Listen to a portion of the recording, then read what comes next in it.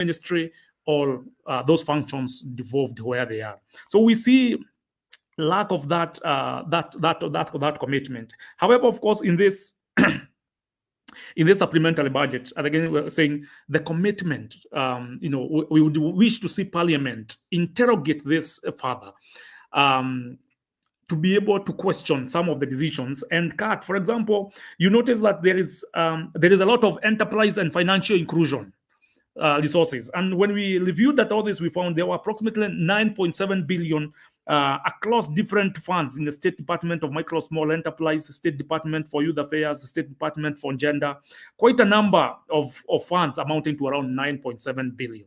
Now, these resources, well, it is important for government to provide these resources. I think the government should also get at a point where its responsibility is to create a decent business environment. Yeah, of course, we've seen the Auditor General raise questions around the Financial Inclusion Fund, and so that should also have been for that conversation. So what we've clearly seen coming from that, we don't feel the strong commitment, strong desire, because there is no reason why we are finding 122 billion has been cut from development expenditure, and approximately 34 billion. That 4 billion is what was cut from the recurrent expenditure. Recurrent is it's that mandazi budget, and a lot of tea, yeah. And of course, there's a lot of allowances, for civil service. We pay people for the work that they are paid to do, and those are the things we are saying.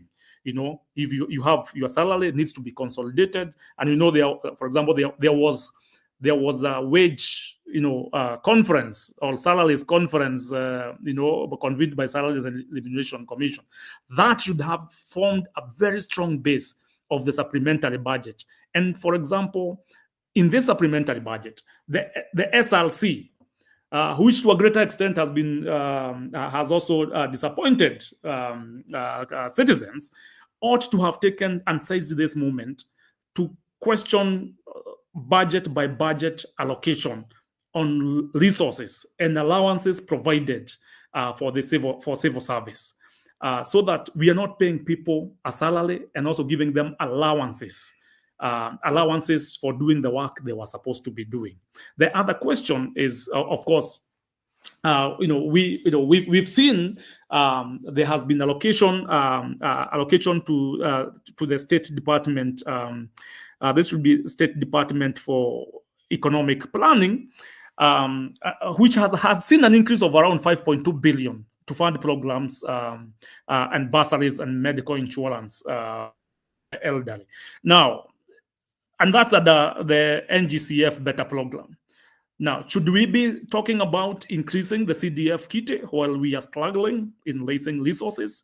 These are some of the questions that we are saying, that probably potentially we have wished to see the executive and led strongly by the presidency question. Of course, it's trying to make it, it's a sweetener for Parliament.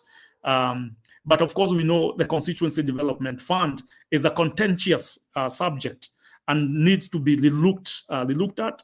And for example, for this year, the things, those resources are, for CDF, for example, should have been reconsidered, in my opinion. So as we consider that we are in an austerity function. Thank you, Eric. Eric, can I just chime in there? Please go ahead.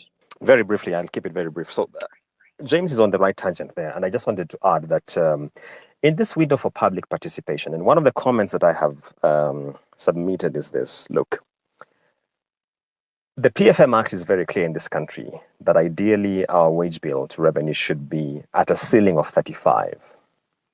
We are in the mid-40s. We are actually at about 45 or 46%. I mean, granted, I know we have come down over time significantly. But shouldn't that be the first starting point of this supplementary budget? That we have a very serious look at the public sector wage bill including allowances, because that's really the elephant in the room in this conversation. And see how to rationalize that expenditure, because as we said, we're in a moment where there are no sacred cows. Any expenditure item should be able to go to the chopping board and be looked at and slashed. Think about this, Eric. If you look at the National Assembly supplementary allocation, the budget for domestic travel and subsistence for the National Assembly has been reduced by 23% to 3.97 billion. I mean, just think about that. 3.97 billion is not pocket change. If you look at the allocation towards the fertilizer subsidy, it is not too much far from that. But that is a line item for domestic travel and subsistence. We need to be serious about this expenditure rationalization. If you look at their budget for something like hospitality, it's now about just 274 million Kenya shillings, a tidy sum. So there are areas where we can aggressively cut. I just don't think that the Treasury is appreciating the spirit of the moment in which we are, where Kenyans are simply saying that there is nothing that cannot be touched at this point. Thanks, Eric. All right, thank you very much, Julian. I want to talk, pick some of the comments and questions that are coming in. If you'd like to ask a question, please raise your hand and we will assign you the mic to go here. Arega says, if the intention of this supplementary budget is to address issues we've already raised on cutting on spending by slashing out unnecessary expenditure and wastage, why would public participation at this point be celebrated? Isn't it laughable that it took Gen Z to force the government to rethink its fiscal policy and live within their means? I don't find that this should be lauded as a golden opportunity. It involves the people. We needed not to be here in the first place. Coming to the comment on that, Stephanie says, in my opinion, the call for public participation is sabotage, given that the supplementary budget is way more complex and requires more sophistication to analyze. I can bet it will sail through with minimal, I'll be surprised, to no substantial or inspiring changes. Nduka says, if so, the government uses the supplementary budget as a backdoor to allocate things that they would not usually allocate through the normal budget. After voting for supplementary budget, does it take effect immediately? That's a question that Muragori, you can answer quickly as we go on. Just a question, are payments on ongoing projects under recurrent expenditure? Because I've seen the report by the Auditor General, it has a column in the county's development expenditure reports. Karaoke had told us where to find the budget. And Daniel says, I think the conversation on unpacking the budget is good, but the undiscussed conversations is how we're able to, one, increase our revenue collections with our current tax policies, and two, renegotiate our debt situation. I think we're going to host a debt conversation in coming days just to look at our debt issue. So I just want to come straight to you, James, and you can answer a couple of that question, and then we pick up some more. One, when the Budget and Appropriations Committee presents its report to Parliament next week, what happens next? And how does the voting happen? And then what happens to that? Does it go back to the president and he gets his signs and that becomes our new budget? What's that process? Thanks, Alec. Before I come to that, let me also mention that our supplementary budget, and I know Julian's had raised a question around how it is presented, is a challenge. So you have the way the appropriation bill is presented, and also the supplementary budget. There is no correlation because the estimates themselves are in a program-based format, meaning that if it's a Ministry of Health, you have the State Department of Medical Services, and under it has those programs and the allocations. Then you'll go, and then there is the annexes, and the program-based budget for this means that it allows us to see if the Ministry of Health says we are going to vaccinate 1,000 shillings, we are allocating this amount of money to the 1,000 shillings. So we would expect that the report that would be done would say, we vaccinated 700 shillings with the money you gave us, and the reason why we used the same amount of money was for reason ABCD. So now, here you have the supplementary budget that has come to Parliament. It's of course factored in program-based budget format, and the appropriation bill is now a scaled version of that, with only the programs, with no indicators themselves of the amount of money being allocated per program. But also, it even gets worse when it comes to reporting the quarterly reports. That the quarterly reports do not report per program or further sub programs, but reports in a prose form. So, for anyone who does not interact with these documents now and then you miss you are not able to relate on how actually the resources were spent. So next week, when Parliament Committee, led by Dedi Nyoro, have submitted their feedback, to the House, the supplementary budget will still follows the same process of registration through the committee and submission of reports in the House, and ultimately, when it's been fully voted for, it will go to the president, for assent, for it to become law. However, we need to understand that our law allows government to spend if there is no appropriation bill approved by Parliament.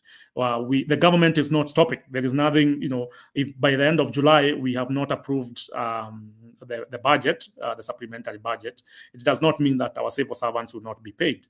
The government is allowed to spend up to a maximum of 50% of the previous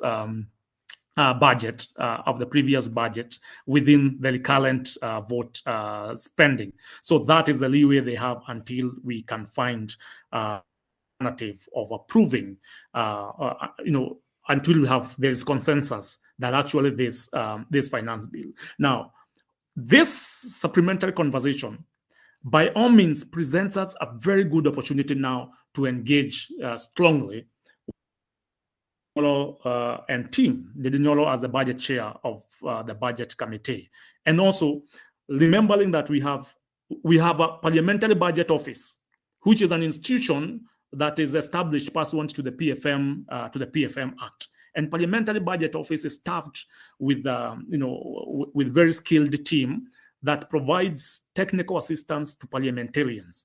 Now, whether parliamentarians listen to what the parliamentary budget office team says or not, it's a different story. But what we know as the Institute of Public Finance and our interaction with parliamentary budget office is that the team that's at parliamentary budget office is a highly skilled team. And we have seen their reports that are publicly available and the recommendations they have made to Parliament. So this opportunity for engagement in the supplementary budget, engage on the finance bill and put Kimani Kuria to task, and many stakeholders did, it is still another opportunity to engage and question, for example, why are we still funding devolved functions in this budget? There is more than, to a greater extent, there is more than 100 billion in devolved functions in this budget. And these ones we should question.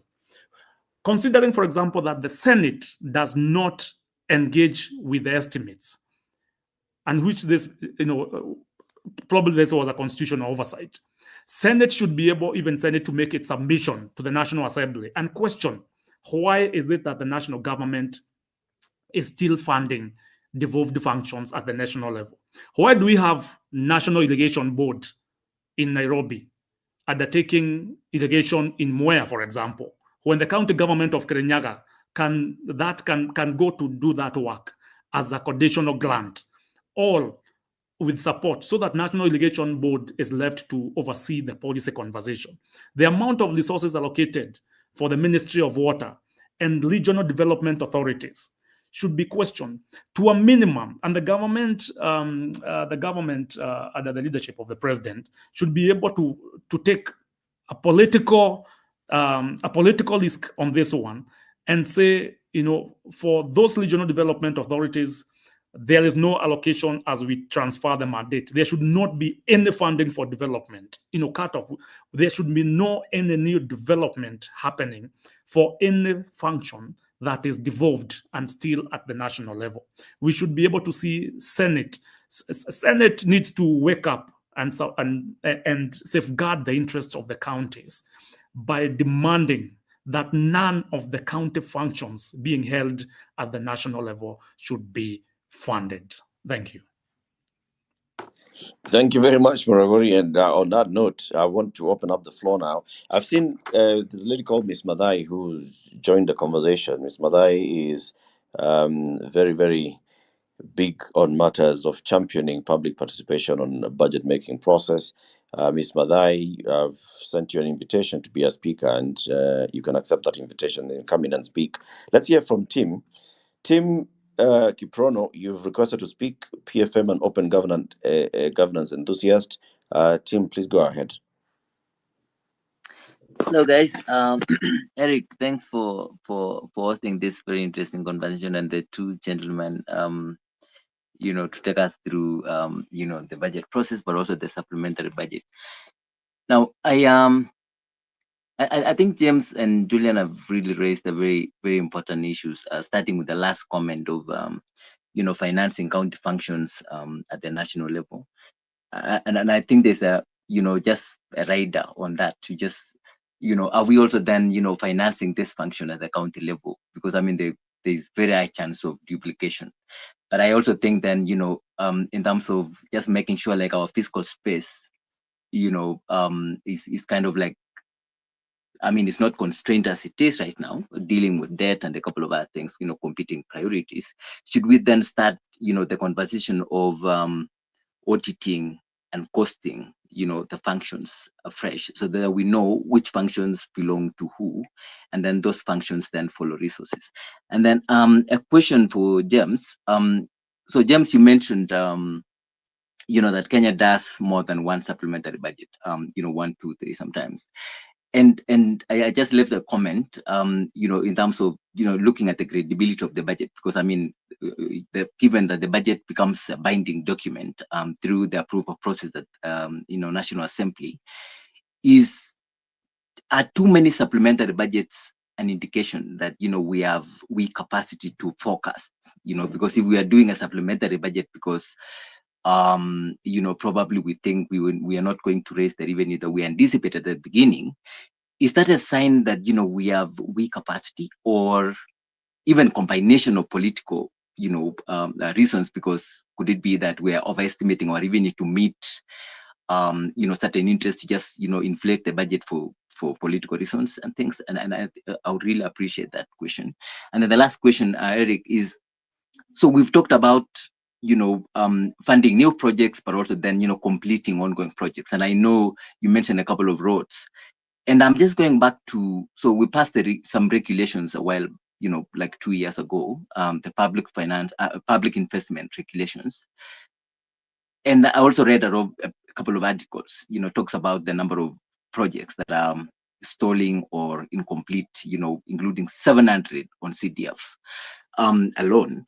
Then I'm asking myself that, we're struggling with resources to finance our development and service delivery. Could we also then be messing up our investment? Like, how did we decide on the road that, it's not complete, for example? So that's money that's lying somewhere. Because if the road is not complete, it means part of our money is lying somewhere and requires additional resources to finance that. Now, in terms of making choices for our investment, is it time for us to start thinking how we choose what to invest and where to invest, so that then, even before investing in a new road, then first of all, we have to complete whatever it was, it's not complete, so that we start thinking about our projects in terms of first project. So if our project is 2 phases, 3 phases, then we have to think about the next phase now, even like we're financing new projects for next year. So we say we have commitments for next year for projects that are not complete. So let's not fund new projects. So that then, James and Julian and the rest of us who are able to analyze budget, then analyze also then budgets from that perspective. Like, why are we, investing in a new project while there are a couple of projects that then needs to be financed? But also then looking at how do we decide on these investments and how do they impact the economy. I come from Marakwet. There's a road. There are two roads that go to my place from, they diverge from same place. So one is tarmac, and no one uses that road. Then I'm asking myself, the road that no one uses is actually tarmac, but the road that is busy and people use every day is not tarmac. Then how did we arrive at that decision? And I know there's a lot of these roads, if someone was to do just a quick assessment of different places, this is just a classic example. How do we decide on our investments in a way that whatever we invest, the scarce resources that we have, then is able to impact on the economy and then the economy is able to generate the revenues that we want, to pay the debts and to finance our economic activities and so forth. I think I will leave it there for now. Thank you very much. Thank you, Tim. Let's hear from Eve Madai. Thank you so much, Eric, and the rest of the panelists for holding this discussion. I'd like to start by saying that we should be very conscious of the fact that resources are scarce. So the government cannot be able to do or implement all projects in one financial year. So you'll find that most of the time they will spread this budget execution across several financial years. Also, it is important for us to prioritize well, and that's why we're having this discussion right now. And at the same time, adequately financing critical sectors that are human rights centered. So we want to avoid significant budget cuts on human rights centered sectors such as education and health. We should also note that the budget is a powerful tool that ought to provide for equity in the distribution of resources and cushion special interest groups, which are stipulated in the Constitution of Kenya. That includes youth, women, the elderly, and persons with disability. They say that when the winds of change blow, some build walls while others build windmills. So although the government thought the reject the finance bill was a setback, in my opinion, it was a win for the citizens, as it has given us a chance to trim the fat and reevaluate our budget priorities. The National Assembly has put out a call for public participation, but the bone of contention, as my colleagues in the PFM space here can attest to, is whether the public input will be accommodated or not. And most of the times it rarely is. So we end up going for public participation forums, giving our input, but when you look at the final approved document, the input is missing. So we need to be aware of that and ensure that this time round they are going to accommodate our input. So I want to touch a little bit on the education and health sectors. Julian had mentioned a bit about the allocation and the budget cuts in those areas. I have seen some significant cuts. Specifically for primary education, it's at 22%. And to put that into perspective, it's about 6.7 billion. For secondary education, there was a cut of 7.8%, which is approximately 8 billion. And for university education, at a time when some universities are protesting due to inadequate funding, has been cut by 4.7 billion. When it comes to the health sector, the State Department for Medical Services has been revised downwards by 7.1%, which is equivalent to 7 billion. And you should note that this particular department hosts the reproductive, maternal, newborn, and child adolescent health sector, which is also called RAMCA. So this is a huge concern, especially considering that the Linda Mama project has in the past faced a lot of budgetary constraints, which has subsequently affected access to services for pregnant women. This also comes at a time when doctors have been advocating for additional resources, hence the relentless strikes that we have been seeing in the country. So further budget cuts suggest that critical health services will become more strained. Then budget allocation does not guarantee that there is going to be disbursement. because we have seen a lot of delayed disbursement from the national government to counties and also to ministries, departments, and agencies. So in the past financial years, counties and ministries, departments, and agencies as well have faced issues of late disbursement of funds from Treasury. And additionally, these MDAs and the county governments have demonstrated an inability to exhaust their budget. So we have on one hand that the Treasury does not avail these resources on time. And when the resources are availed, these ministries, departments, and agencies or the county governments are unable to execute their budget. So as citizens, I think it's up to us to be abreast on how counties are implementing their budgets. As Julian had said before, we rarely participate during the implementation stage. So when I was looking through the supplementary budget, I noted some agencies, and I wondered how these allocations to these agencies are usually utilized. One of them was the Witness Protection Agency. It raises questions about its effectiveness and transparency, especially given the sensitive nature of its operations. So we should reevaluate some of these allocations to see where we can reroute this budget allocation to go into the human-centered sectors such as education and health. Thank you, Eric. Thank you very much, Eve, for this.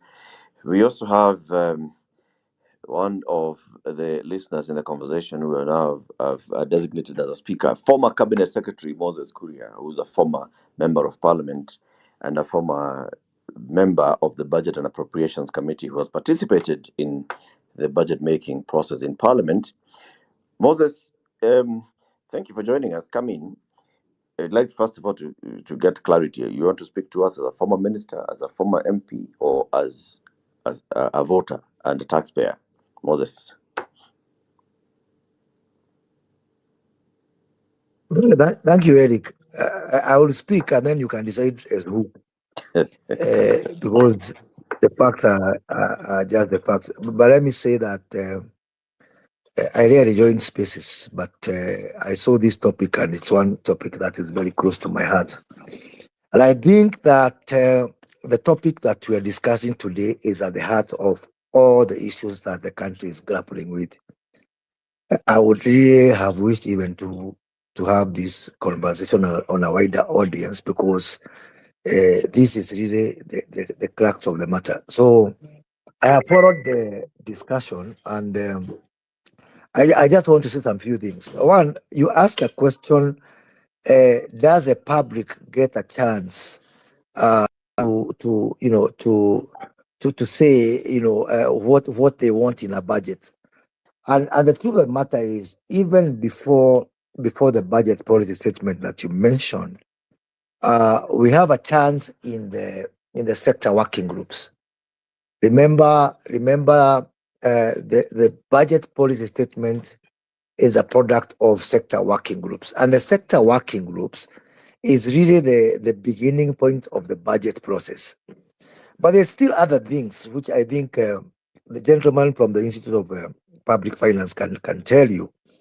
There are still other opportunities that exist before then. For example, there exists a checkpoint where public can interrogate the previous budget spending. And I think that is important, because what happens is that in this country, we come from one budget cycle, we finish, we go to another, and there is no audit of the previous one. Somewhere within the budget cycle, I can't remember exactly where, but I think James or the expert can be able to look at that. There exists an opportunity for people to say, how did we spend the money that was available the previous year? How was that appropriated? So I think that's the first one. But I think the most critical one, and I think that one of historical perspective is very important, because it ought to inform subsequent budget making. But nonetheless, before we develop the budget policy statement, these sector working groups, they normally start somewhere in KICC. I know of a lady called Mora. She must be in her 60s or something or thereabout. She's the only person who goes to all these sector hearings, and the kind of conversation now that we're having, if you could have the same level of conversation within the sector working groups, there's a lot, and I'm not saying that there's a guarantee that if people raise their voice within the sector working groups, that is going to, that the same is going to be catered for. But I'm told by my Ruya friends that there's a Ruya saying that someone who beats a stone says, even if the stone does not answer, on the very minimum, the stone has heard. So I think it's important to look at this process of the interventions that the public can make way before the 15th of February deadline for submission of the budget policy statement into Parliament. Then now fast forward to 30th of April. 30th of April is the date set by the PFM for submission of estimates and submission of the finance bill to Parliament. And I remember when I was a member of the budget committee, we engineered the change. I think in 2018 or thereabouts, I can't remember, 2017, where we said before the the estimates and the finance bill were being submitted on different dates. And then we said, because we spend the money that we receive, before what was happening is that we pass the estimates, and then after passing the estimate, then we look at the finance bill. And of course, we have said we were going to spend 3 trillion or 4 trillion. Then that is passed. Then now we go back to the finance bill and say we can't release that particular money. That's when, in the wisdom of Parliament, we brought a convergence between the submission of the finance bill and the estimates into Parliament on the 30th of April. So that was aligned, and so therefore now we are able to look at revenue and expenditure at the same time. So the correct answer is yes, there exists an opportunity. 2, it has not been utilized by Kenyans at all. I'm not saying that even if they turned up, it could have made any impact, but it is important, to be on the right side of history, that many Kenyans do participate in that process. Probably with wisdom of hindsight and from what has happened is that probably as a country we need to be much more, to move with the times. And this public participation should look at more modern, ways of participation to enable it could be even cheaper, if you can bring this thing to the public scrutiny, maybe through digital, through social media, through that. Probably something that from what has happened that I think should be able to be looked at. I will revisit that soon. Let me move to the analysis of the supplementary budget as has been presented. And just to mention, because I was making some calls to consult people who are in the know, as some of you are making the contributions. And let me take the issue of transfer to county government. And I think James or someone has correctly said that we moved from 401 billion to 410. And for me, that was striking odd, because when we announced austerity measures, we did agree that everybody has to take a haircut, including county government. So this revelation for me was startling. So I've made some consultation with some people and said, how can we come from 401 to 410 if really everybody's supposed to take a haircut on the budget? And the reality is, I don't know. I've heard the figures of 120 in terms of the net down from 170. I really want to shed some light on that. The unknown to Kenyans, the impact of rejection of the finance bill, the one which was supposed to be somewhere around 350 billion, and then we said we're going to reduce that to 170, so that we borrow the 170 from the markets, and now that the saving has now dropped to 120. But that's only the 170 and the 350 was only part of the story. There's a bigger part of the story. In financial year 2023-2024, we have something we call crossover. And this is one thing that, again, because we don't give a lot of attention to scrutiny of this budget process, that is one item that gets lost all the time. Crossover means, and I think the lady who has contributed last has spoken about something very important, that not everything that gets budgeted gets the money, gets the exchequer. I think that's a very important point.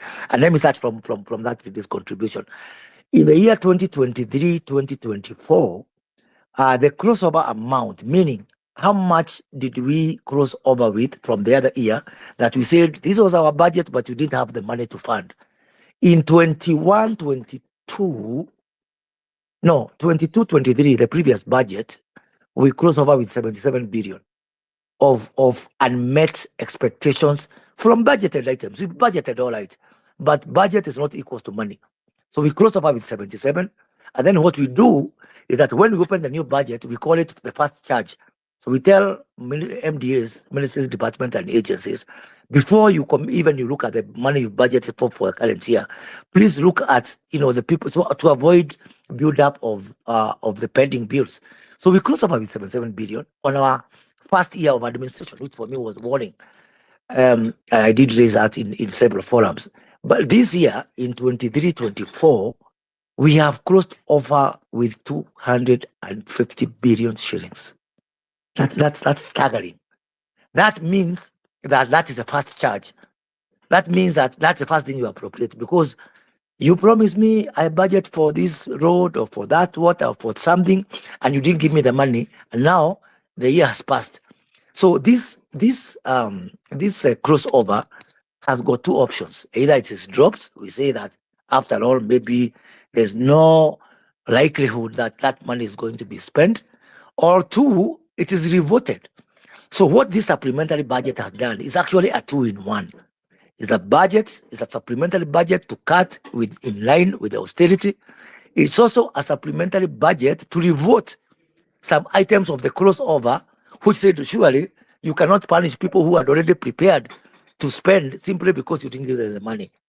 As to how much of the 250 billion gets revoted in this, I don't know. I need to do a tooth comb on the supplementary budget. But just to give you an example, the last month of the financial year, Treasury did not send money to counties. So there is an element of the money of the last month that was not sent to counties that has now been revoted into this year, because counties are saying we had budgeted for this money. So now the figure, the apparent increase from 408 to 410 is, first of all, we moved from 408 down to, I think, by around 20-30 billion thereabout.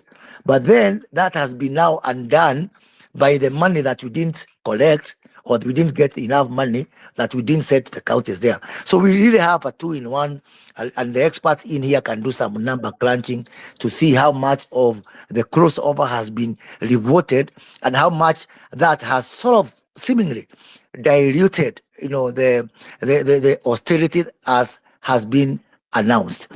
Let me finish by giving my perspective on austerity generally, or just the holding of expenditure vis-a-vis. And I've had wonderful contributions from people on JSS, on this, on the development budget.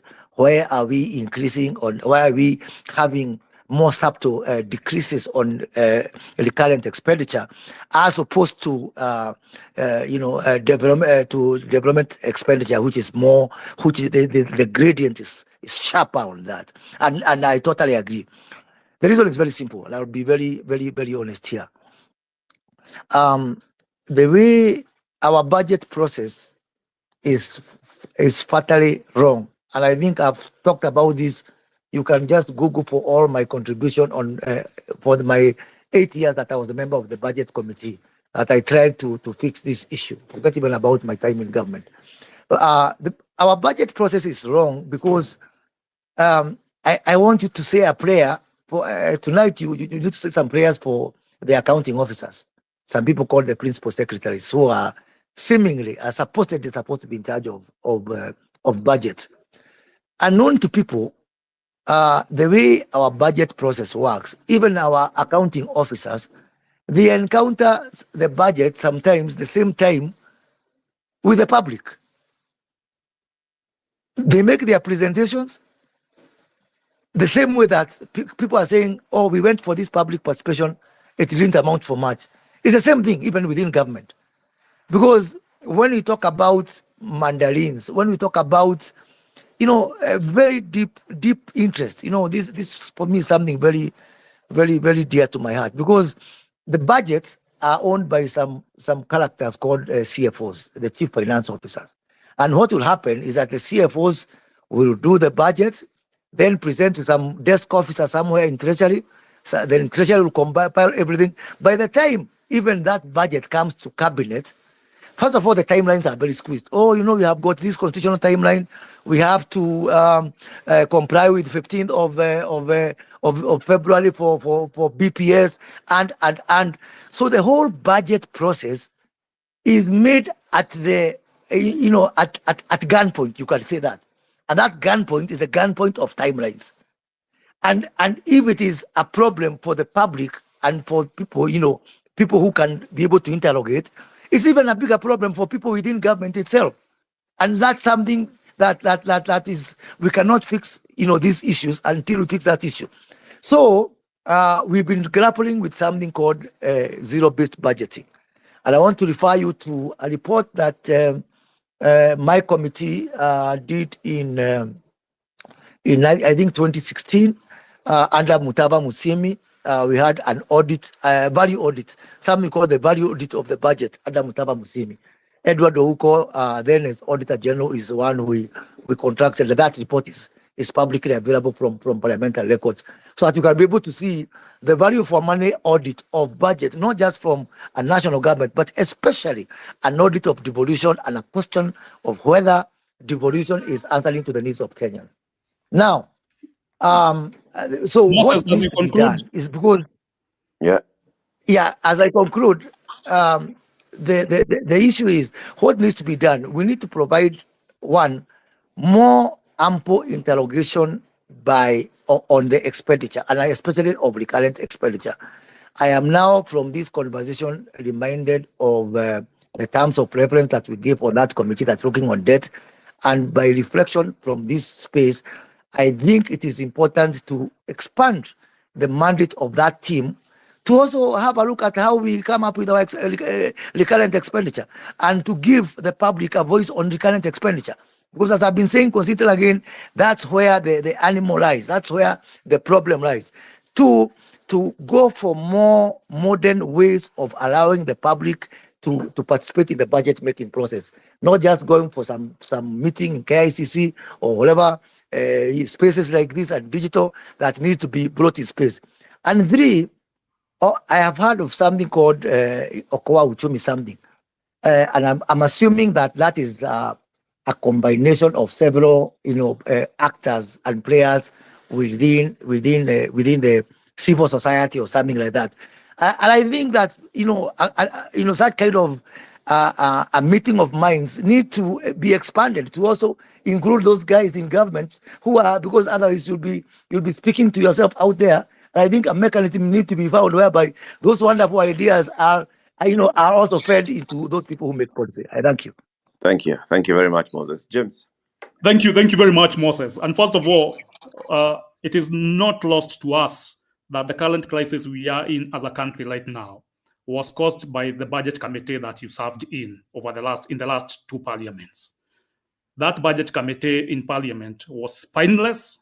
They bent to the whims of the executive and expanded the fiscal space that was there. And please, while we recognize the very strong contribution, I want to note that because the reports of the budget committee, and based on what was submitted by the executive, kept expanding and expanding. I also want to bring to your attention, I think you've been in parliament and government for so long, since PFM Act 2012 came into place, that the practice and the theoretical approach towards public participation in the sector working groups is very tokenistic. Sector working group reports are available at KICC for 5 days, and then that's it. We never see any ministry going to the counties to discuss the issues that find themselves in the sector working group reports that form the budget for the next financial year. In fact, this is the year that National Treasury has moved out of Nairobi to engage.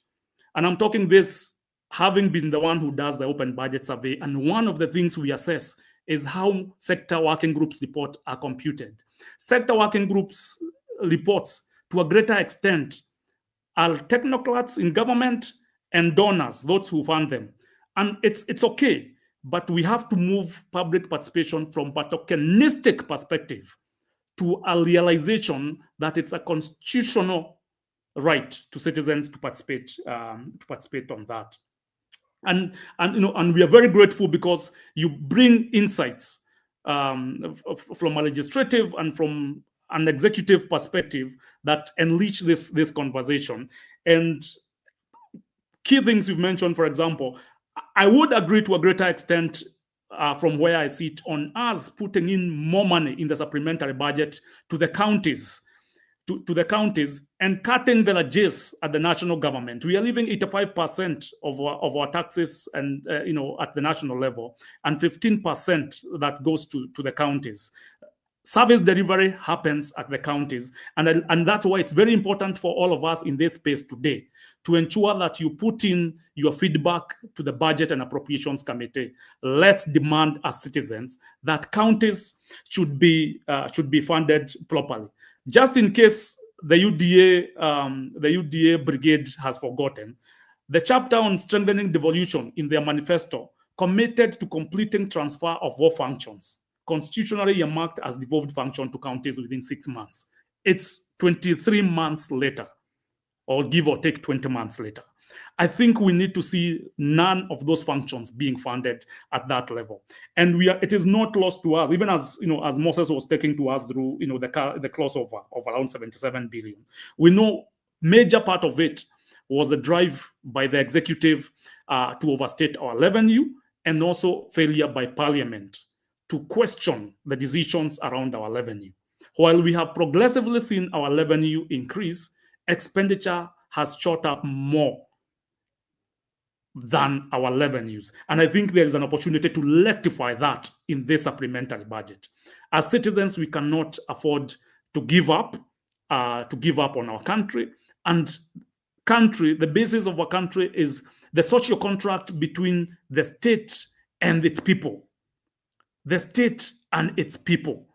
So we want to ensure that the state is not breaching the social contract.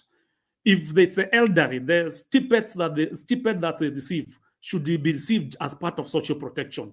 We cannot afford to have pensions obligations being defaulted, and also, for example, going into hospitals and there are no medicine. And that's why we find, for example, the allocation in the new health laws. We should be seeing more reforms around NHIF instead of recreating new institutions that will require capital investments, while we have a brilliant fund that just needs to be invested in properly.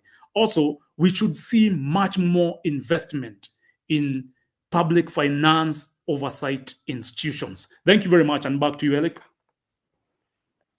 Eric, just a quick follow-up on what the former CS has just mentioned in terms of the convergence between the finance bill and the appropriations bill, which happened in 2018. And certainly we did celebrate that move.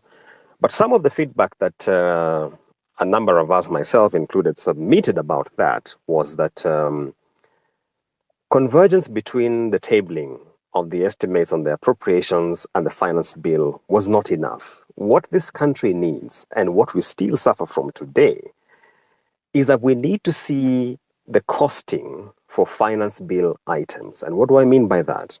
When the finance bill tells you we will introduce motor vehicle tax via that amendment to the Income Tax Act, it should tell us this is how much we are looking to raise from that, so that we align the appropriation side and the finance bill side on a like for like in terms of, are we are the revenue measures countervailing the expenditure measures? What we have presently, and what regrettably that the budget committee failed to do, was to give us that perspective, because today we are given a ballpark figure. One of the things I raised on Twitter today, on X I should say, was that whereas all along the Finance and Planning Committee and the President no less has told us we are targeting 346.7 billion, if you look at the document from Treasury which came over the weekend, the number is downgraded by about 3 billion shillings.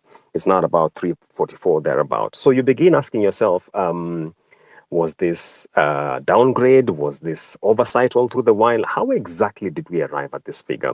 So maybe we can push the envelope a little further on that. And on the question of carryovers, the former CS is quite spot on. It's not just even on the county's equitable share. If you look at the allocation for Constituency Development Fund, the reason why it is going up by 5 billion shillings is carryovers from FY 23-24. And the question this country needs to ask itself, and as we submit our comments on this supplementary budget, is why do we have this baggage of carryovers year in, year out? One of the proposals which was in the finance bill, which unfortunately has gone down the drain with the rest of the finance bill, was the transition from cash accounting to accrual accounting to address some of these issues. But I guess that's a conversation for another day. Back to you, Eric. Thank you very much, Julians and Muragori.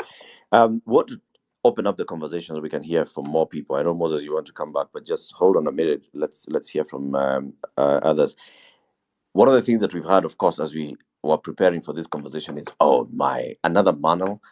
And we said, we actually want to open the conversation to everybody. Everybody can have an opportunity to speak. So I want to hear a little bit more from our ladies who are here. So let me give it to this one. She's calling herself Shori Mukoro. Shori Mukoro, I've given you the mic. If you get to speak. Yeah, thank you, Eric, for this opportunity. I'm very grateful to share also my 2 cents on this topic. And I think as Kenyans right now, we are at the point where we don't and we cannot afford to lose even a cent at this point. And we cannot also afford to give an extra cent from what we are already offering the government. I think we are so good in general as Kenyans and as the legislator and executive at writing, talking, but less of implementation and enforcement. This is where the challenge is. I think there's so many articles, there's so many reports written by so many cabinet sittings and also the legislature sittings, and I don't know, some committees that are formed left, right, and center to investigate subjects that are already covered by bodies mandated by the constitutions to do so. So I think this is wrong, that we are ripping off power from bodies that are mandated to do their work and forming sector groups to do exactly what these bodies should do. And these committees, again, are going to be paid by the Kenyans who cannot afford this. So in my opinion, I think let's just focus on already what the Constitution has mandated us and given us the power to do. And the bodies that have been asked to do this, they should do their job. Let's not continue writing and talking more and more and more and doing less of implementation and enforcement of the same. On budget cuts, I think, in my opinion, and to put it in a very layman's language, I think we should start with the legislative. Where I stand, I don't understand why the legislature, both from the national and the county houses, are offered sitting allowance to do the job that they were hired for. This does not sit right with me as an individual, and I think most Kenyans too do not agree with this. We lose a lot of money paying people allowances for a job that they should rightly do and are paid another salary for. They should decide whether they want a sitting allowance or a salary. And then they should also take salary cuts. I mean, it's so expensive to keep these people in office. We are suffering. Some of us cannot afford even a meal a day. We have people today who are still dying in Baringo because they cannot afford snakebite antivenoms, and Kitui also, just because we want to keep Mheshimiwa in office. And who also tells them that they should be called Waheshimiwa, by the way, because they've lost the title of the respect that they think they should have. Sorry. And then the other point is executive. For most meetings, from my understanding, for most meetings they attend, they have to sign attendance sheets that are accompanied by money. This is so wrong. Just do your job and go home. Other government officers who have meetings or who do their job are not paid a coin to sit in meeting rooms, to discuss, to brainstorm, or whatever else in between. So I think this is totally wrong to do so. And then while we speak of budget cuts and salary cuts, I know that's a topic that could be explored later. I also think some professions like teachers and doctors should be spared this. I think they've suffered since independence, and if there should be people who should benefit from budget cuts, it should be them in the opposite. Then I also think that there's a point that was raised by former CS that we should have audit of the previous financial years to see what has been done so far and how best we can improve in the next financial year. And I would like to suggest that this could fall under the Auditor General's office. I stand corrected. And they can do this. However, I think we have so many reports from the Auditor General. However, the challenge again is on the implementation. After we get these reports, what does the legislature do? What does the EACC do? What does the DCI do? What does the judiciary do? These are the challenges that we are pissed as millennials and Gen Zs, because yes, there's a report and then it catches dust in the offices. Nothing is being done to it. We've had reports since some of us were born. And then on lifestyle audits, in my opinion, I also think it's very crucial and important that any person wishing to take public office should be audited pre, during, and post their office tenure. All CSS that have been sacked and all public officers that will be sacked or were sacked before with questionable wealth accumulation should be investigated, and if found guilty, the government should auction them to recover all the stolen money. Perhaps this money can be used also to reduce all the loans that we have all over the place. And then also, again, I go back to the Auditor General. I think it's also crucial that they audit and make public the national debts. I'm not sure if this also falls under their docket or it's the Central Bank or Minister of Finance. I'm not so sure, but whoever is responsible to do this, they should do it. And also, if possible, the Kenyans date document should be a live document that as Kenyans from wherever we are able to follow it through. We are able to see and track payments. How much do we owe who? And what is the interest accumulation? Where are we taking loans currently? What for? And how much? And how do we plan to pay these loans? And as they are paying, whether monthly, yearly, quarterly, or whatever model they used to pay, we can see as Kenyans. This can be a document that can be hosted by either the Ministry of Finance or CBK website. And as a Kenyan, you can just log in and see and track, okay, this is the loan we have as Kenyans as of today. This is how much we've paid. Because we have stories from all over the place that somehow the loans were paid a long time ago, and now we're just paying people to pocket the money. Or Mara, we have this money being stashed somewhere in offshore accounts. I mean, we are lost as Kenyans because also the information that we get, we are given sparingly. And we're not able to correct it if it's wrong. Thank you very much. Thank you. Thank you very much, Sherry. And everybody.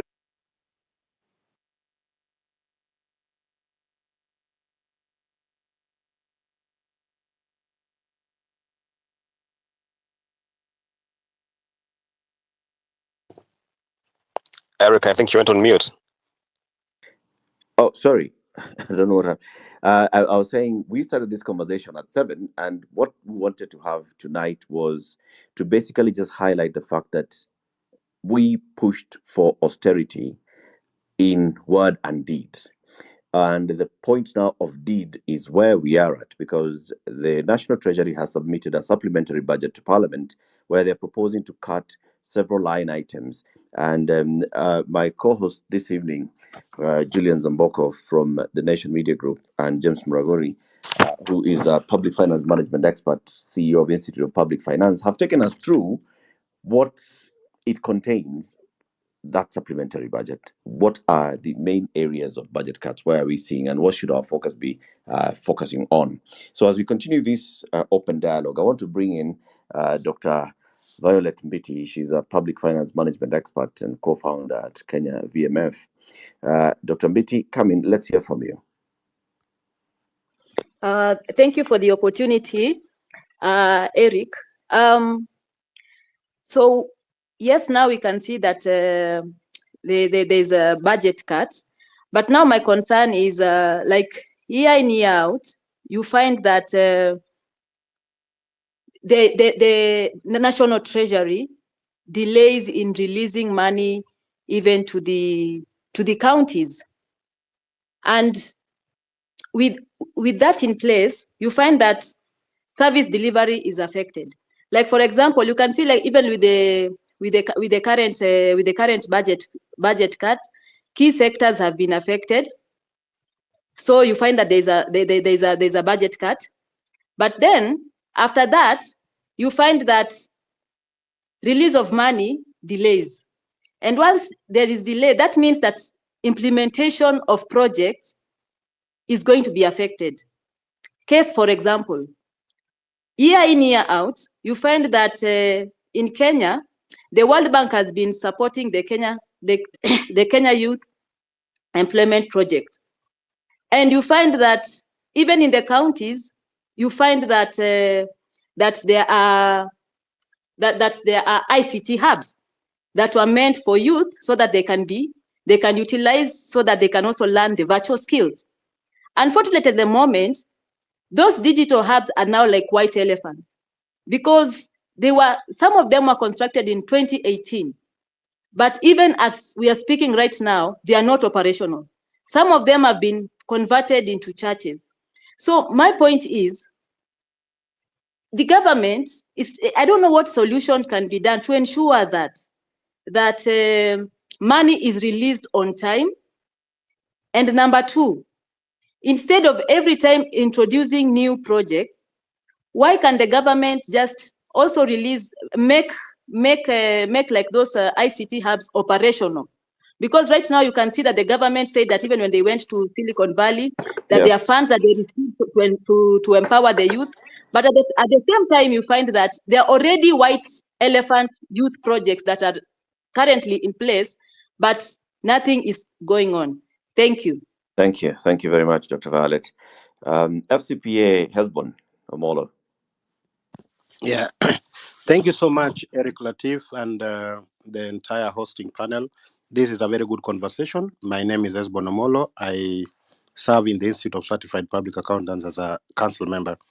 Now, I just have about 3 points I wanted to raise.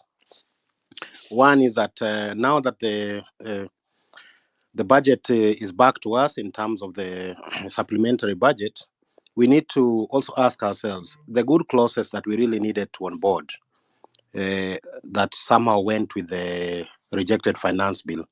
How can they find themselves back into the supplementary budget?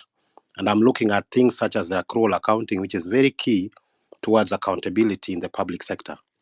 There's the issue that Julian has brought up, that is how we cost the estimates or the measures that the government seeks to raise additional revenue.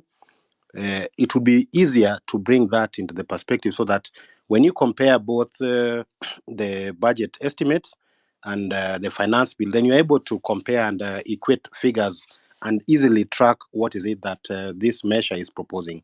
I think that needs to be part of our accountability measures, and therefore I'd be looking at even some of the good clauses that were supporting our employees who are heavily burdened in terms of what was allowable deductions that now went with down the drain. I think those are some of the good clauses we needed to bring back to give reprieve to our employees who are working either in the public or private sector. Now, the second issue I wanted to raise is about expanding the tax base. I know the conversation has been that we don't have a revenue problem, we just have an expenditure problem. But looking at where we are, there is so much we can fix on the fiscal space, and I believe there's still so much we can do.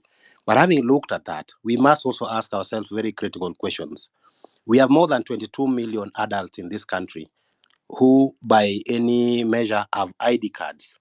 In terms of those who are registered or who have just pins, even if they are students, there are less than about 7 million Kenyans. And those who are actively paying taxes in terms of income tax are about 3 million. So you have a very huge population that we don't have visibility of. In terms of what we are proposing as a way to expand the tax base so that we don't go for the low-hanging fruits that those are employees who are working and they have pins. We can also see that there are certain people who may be working in our economy And because they don't have pins, they're making money through their phones here and there, and you can't be able to have them. And some could be doing huge businesses. So I think KRA needs to go for more tax administration measures towards expanding the tax base so that we don't overburden the already overburdened those who are within the income tax bracket. Now, the third issue I wanted to raise is about the cost of debt. And I think we have to ask ourselves this critical question. The best companies in this world do not give more than 10% return on investment. Those are the blue chip companies.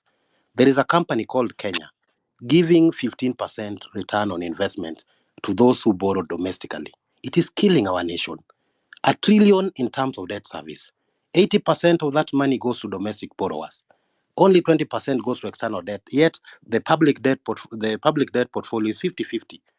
So if you are paying somebody 15% to lend to government, what else is this government doing to be able to recoup this kind of money? And where is this money coming from? It's taxpayers' money.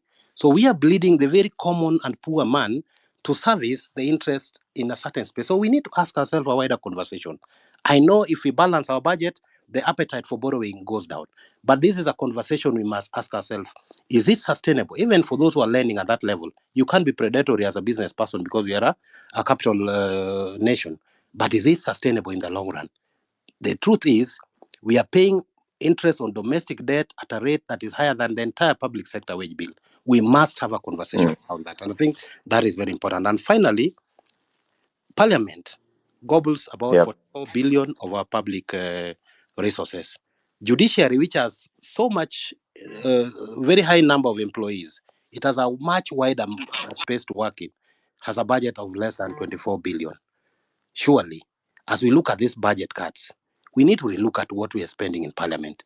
What is it when you have 349 or maximum 500 people in both Parliament, both arms of Parliament, and yet they are gobbling twice as an entire judiciary that has so many employees across the country? It's time to relook at that space and ensure that we rationalize our budget so that collectively we can get our nation out of this current morass. Those are my contribution. Thank you. And thank you for the wonderful conversation. Thank you. Thank you very much, Hezbon. Now, ladies and gentlemen, we had planned to have this as a 2-hour conversation, 7 to 9. Let's just agree then to extend it just a little bit so we can open up the floor just a little bit more, but have a hard stop of 9 p.m. Then we shall organize another one and maybe come in and start focusing into sectoral issues ahead of Tuesday. I know one of the questions that has been asked is, so what happens after July 23rd? If this is the budget that then is approved by Parliament, what happens? Does it mean that then we are automatically approving that the government goes ahead to borrow the shortfall that was going to be borrowed? What does it mean for that? We'll see if we can get one of the answers. Nduta Kang'ethe, you wanted to speak. Let's hear from you as well. Good evening. Thank you so much for the opportunity, Eric. Mine really are comments around education, which is a sector I am familiar with.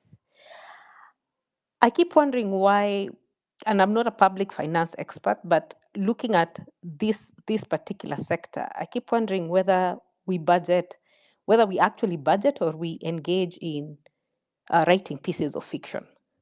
For example, we have free secondary education, or at least we should have it. I think the deficit as at last year was maybe 54 billion. Now there is a cut in basic education, which means they will not get the capitation they were due to get this year. So what happens to the deficit they already had? And I ask this because I see what shall I call it? Are they miracles or the extent head teachers go to run these schools without this money that they have been promised? They also can't raise money through fees.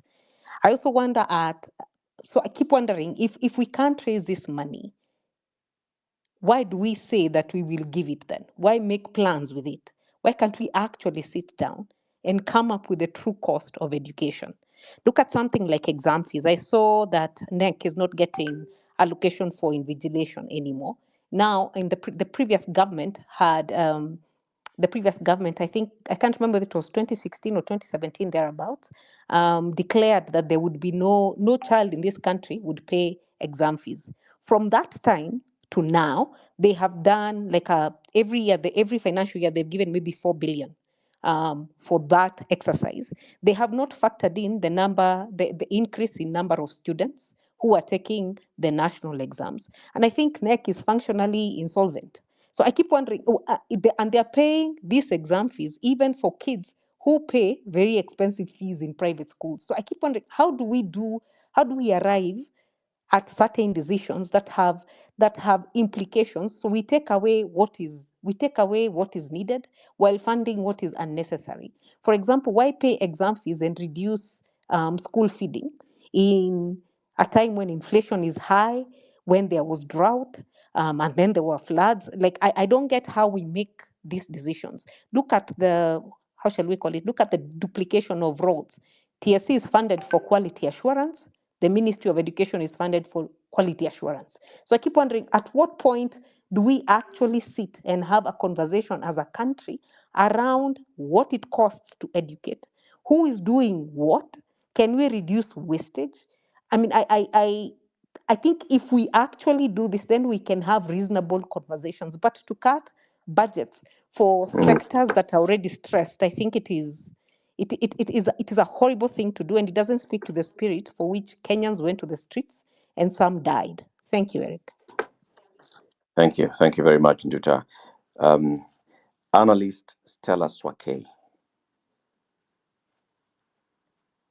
Thanks, Eric. Please confirm that you can hear me. Yes, you can. All right, thank you. So I will not repeat much of what has been said, but I only have two concerns. One of them is the issue of this debt audit that we Kenyans keep asking for.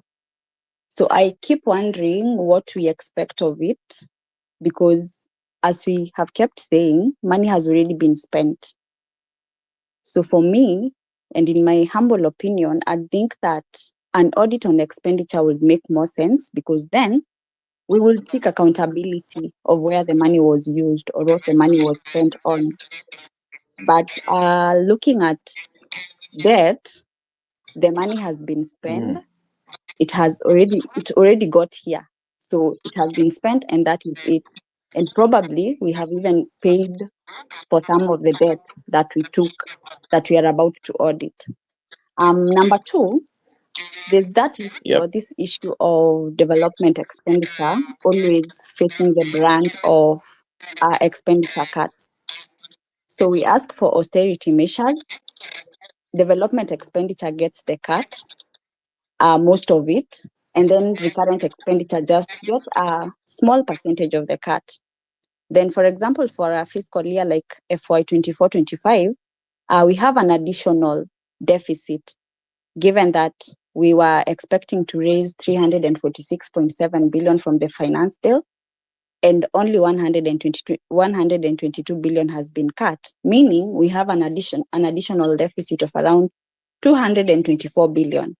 So this means that we will be borrowing more money to finance salaries or recurrent expenditure. Most of the money will go there, and things that are not particularly economically viable. What I mean by this is, these things that we are financing using debt will not give us any return. So by that, in future or in the next 5 years, 2 years, 10 years, we will be paying debt for money that we financed recurrent expenditure. And that's why you keep seeing our debt growing and not declining, and there's nothing coming out of this debt, because most of the money we borrow, we are using on recurrent expenditure. Part of it we are using on interest payments. So basically, we are not financing things that are giving us returns, and therefore we finance or refinance these debts with borrowed money, and hence our debt continues to grow. So we find ourselves in situations where we keep blaming institutions like IMF for our woes. And as many have pointed out, I believe that we brought ourselves here. This is our mess as Kenya, Thank and you. I do not necessarily think we should blame other people. Thanks, Stella, Latiff. thank you. Yeah. And one of the other comments that I've seen you've made is no government voluntarily reduces itself in size. We have to micromanage them in all stages. If you look away for a minute, they want to add themselves salaries. That's a comment typed in and shared by Stella. Tim Kipchumba, remember, ladies and gentlemen, we want to see if we can conclude this conversation in the next 15 or so minutes.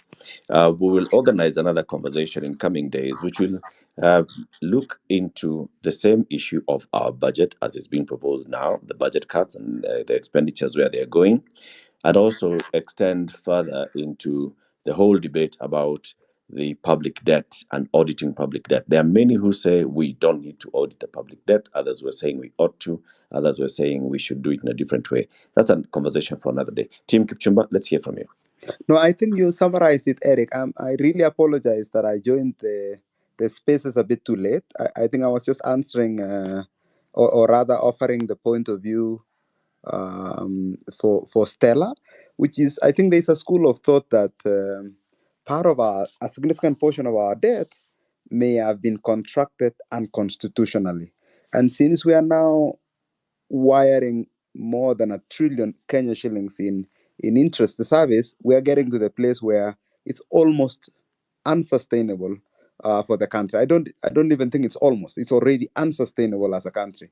So I think there's a school of thought. I don't think people are saying it, but I think people are hoping that some of the debt may become unconstitutional so that it might be a solution to fiscal consolidation. I think that's really part of the reason why there might be an opportunity for us to audit the debt, but that audit has to be forensic. It has to look at the possibility of, the way government unconstitutionally might have contracted the debt, and then to see if there might be a pathway for possible default for that debt, technical default for that debt.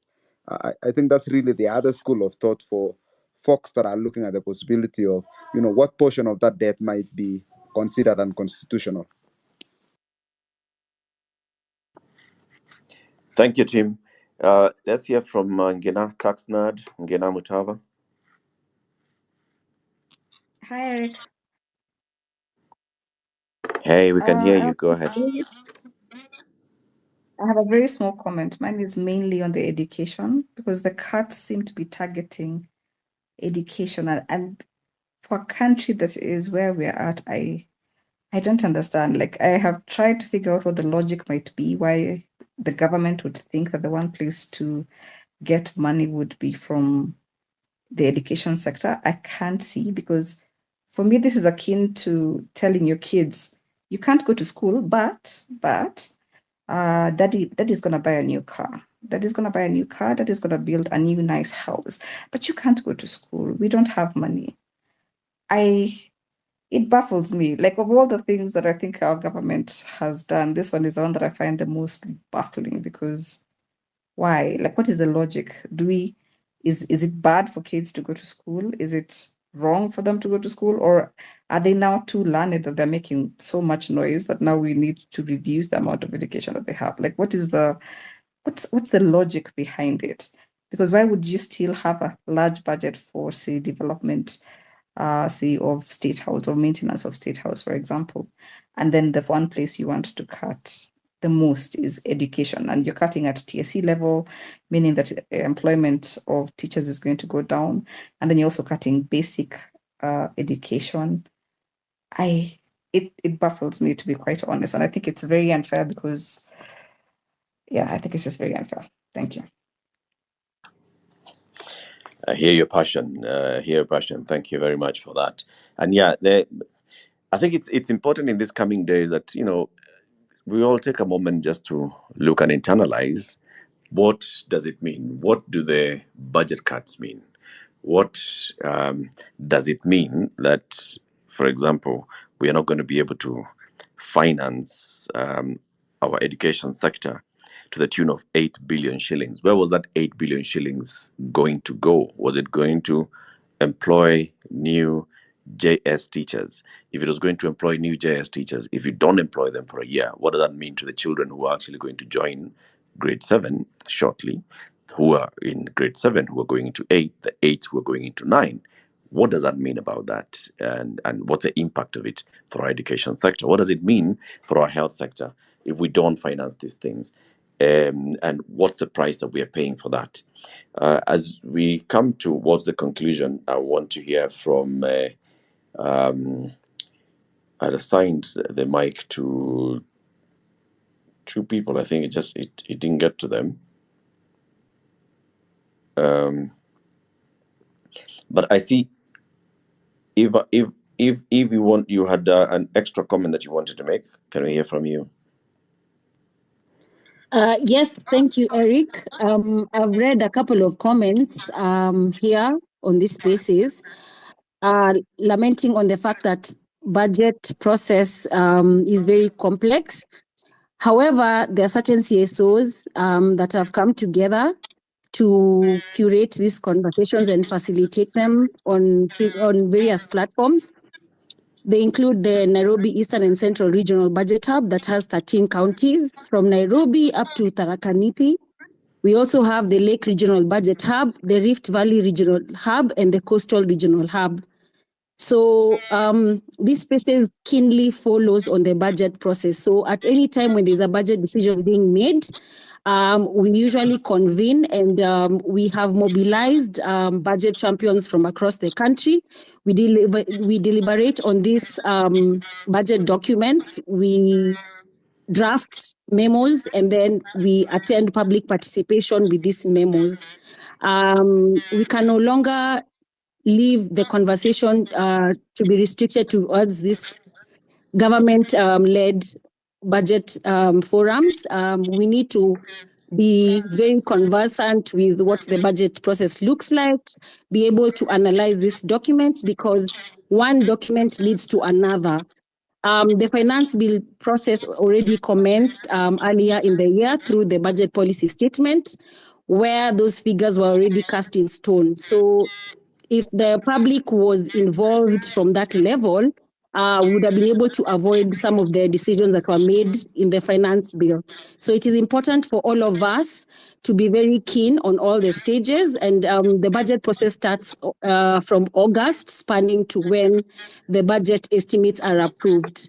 So right now, the ministries, departments, and agencies, together with the National Treasury, are actually formulating the sector working groups, where the sector reports or proposals will be done in readiness for the budget policy statement in the next year on February. So as you can see, it's not an event, it's a whole process that spans a period of about 2.5 years. That is from formulation up to the audit level. So we cannot jump in on the third stage, which is implementation or audit. We should start from the formulation stage. So for the time for us to start getting involved is now, during the formulation of the sector proposals. That way, the people who are concerned with education, people concerned with health, can give in their input and give some direction to the government on the areas that they need to prioritize on. And then lastly, we need to also conduct oversight on the projects that are being implemented. I'm talking specifically on the capital projects. The other day I visited Nyayo Stadium, and it was very shocking to see the kind of state that it was in. So we end up allocating resources, the resources are expended, but there's poor maintenance of these public facilities. So it's also up to us to activate social accountability by ensuring that these structures are operational. Thank you. Thank you very much, Eve. And that point that you've closed with there, social accountability, I think that's what we have seen in the last couple of weeks in the country, that citizens in various sectors are rising up and, taking that responsibility to very well to fruition, and saying that we have a role to play, not just in sitting back and hearing and consuming, but participating in this. As you're coming to close this conversation, let's give the mic to Lone Felix, and then we will hear from Tim. You want to have a closing remarks, and then we will close for tonight. We'll have another one soon. Lone Felix, villager in the house. Thank you, Eric, for such an informative session. I'd like to pick from, I think it was a comment made by Tim about how we invest and how essentially how we deploy our investments from the public sector. And my question is slightly different from the quantitative aspects that we've focused on. Rather, my comment is slightly different from the quantitative aspects we've focused on to a qualitative look of the budgetary expansion that this country has seen, particularly from 2013. So from 2013 to 2024, our budget has expanded by in excess of 300%, from just under $1 billion to about 4-point-something trillion. And that trend is reflected with, an increase in per capita debt,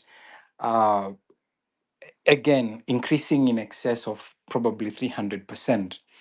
But if you link it to, other other indices that should essentially increase commensurate to the fact that we are spending more, there is just no correlation. The household income adjusted for inflation is not increasing as you'd expect.